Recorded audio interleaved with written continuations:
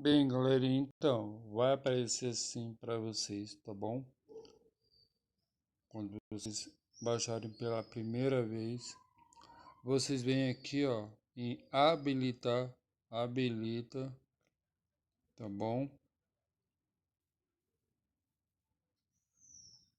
Aí vocês vão sinalizar aonde vocês vão querer, no caso é aqui, ok?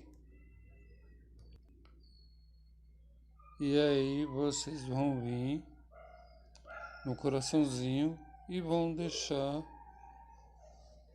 o essa rodinha bem no coraçãozinho e apertar o play.